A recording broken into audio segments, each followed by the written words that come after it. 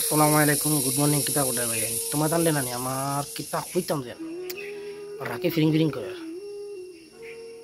দা বন্ধুরা, সবারে আমি ধন্যবাদ দিতাম চাই যে একটু মজাক করলাম আর কি। সবারে ধন্যবাদ দিতাম চাই। আমার নতুন পেজও 17,000 ক্রস হয়ে গেছে, মনে করো 17,000 ফলোয়ার্স।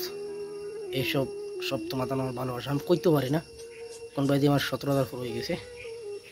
এরকম কোনো আপডেট না কিচ্ছু দিছি না। সবার অসংখ্য ধন্যবাদ।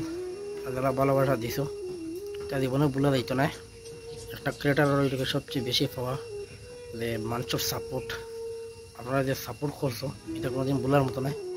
যে একটা পেজ করেছি অবশ্য আলহামদুলিল্লাহ মোটামুটি সারার একটা সাপোর্ট পাইছি। আরও নামে একটা ইউটিউব চ্যানেল আছে সিলেটি গোয়েন্দার, পারলে একটা যদি একটু সাপোর্ট দিও। সবারে থ্যাংক ইউ সো মাচ, আমি লাভ ইউ। Good morning. তো বলা যায় টাটা বাই বাই।